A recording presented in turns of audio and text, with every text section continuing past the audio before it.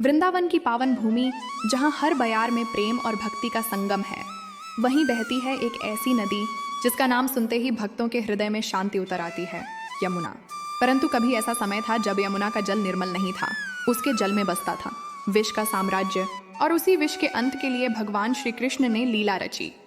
गोकुल के पास बहती थी यमुना नदी।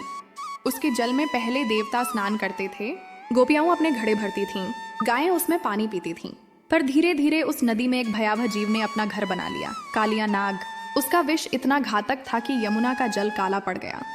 जहाँ वह रहता था वहाँ पेड़ों की पत्तियां भी सूख जाती थीं और पक्षी मरकर गिर पड़ते थे।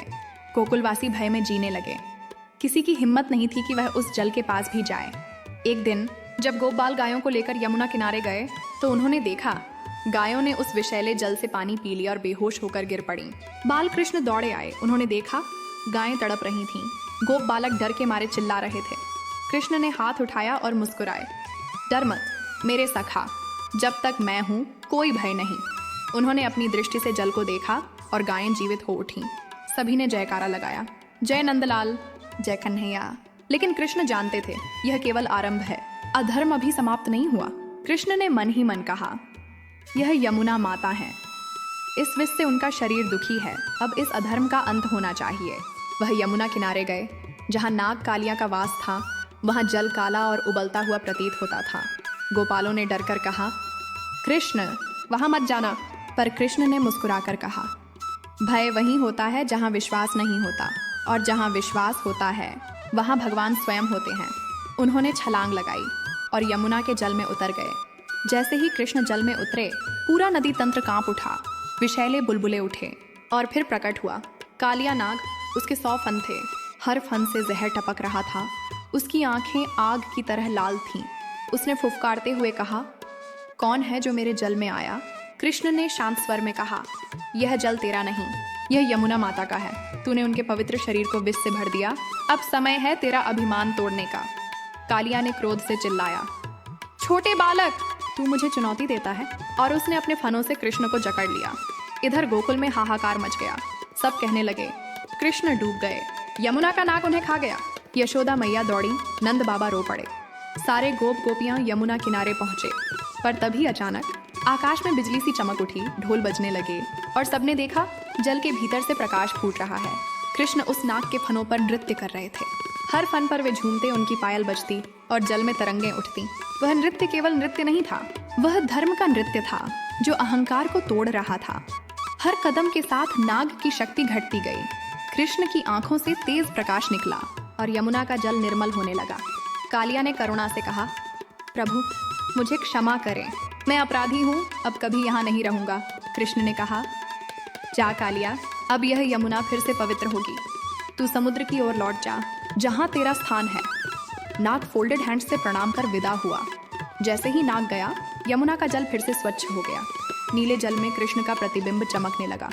यमुना देवी स्वयं प्रकट हुई, हाथ जोड़े, नेत्रों में आंसू। उन्होंने कहा, प्रभु आपने मेरा विष दूर कर दिया, अब मैं फिर से पवित्र हो गई हूँ।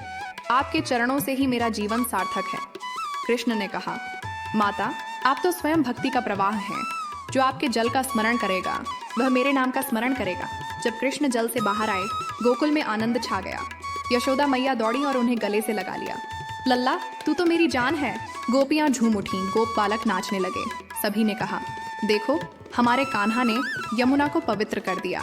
ढोल बजे, शंख बजा और पूरा वृंदावन जय श्री कृष्ण के जयकारों से गूंज उठा। कृष्ण ने अपने सखाओं से कहा, देखो ये यमुना माता है। जब जल पवित्र होता है तब जीवन पवित्र होता है। जब मन निर्मल होता है तब उसमें ईश्वर बसते हैं, जो अपने भीतर के विष को निकाल देता है। ईर्ष्या, क्रोध, अहंकार, वही वास्तव में शुद्ध होता है। यमुना का विष बाहरी था, पर मनुष्य का विष भीतर है, उसे भी दूर करना सीखो। गोपालों ने प्रणाम किया, कान्हा तू तो हमारा गुरु भी है और भगवान भी। कृष्ण हंसे और बोले, नहीं रे सखा, मैं तो बस तुम्हारा मित्र हूँ। चलो अब गऊओं को चराने चलते हैं। समय बीत गया, पर यमुना का जल आज भी पवित्र माना जाता है। हर भक्त जब यमुना में स्नान करता है तो यह अनुभव करता है मानो उसके पाप, उसका दुख सब कृष्ण के चरणों में बह गए हों। यमुना के किनारे खड़ा हर वृक्ष कहता है, यह वह भूमि है जहाँ कृष्ण ने नृत्य किया, जहाँ विष शांति में बदल गया और जहाँ प्रेम ने भय को जीत लिया। कृष्ण की यह लीला केवल एक कथा नहीं थी, वह एक आध्यात्मिक प्रतीक थी। कालिया नाग अहंकार का प्रतीक, यमुना मन का प्रतीक और कृष्ण आत्मा का प्रतीक। जब आत्मा मन में उतरती है तो भीतर का सारा विष समाप्त हो जाता है, मन शांत हो जाता है और जीवन में भक्ति का प्रवाह शुरू हो जाता है।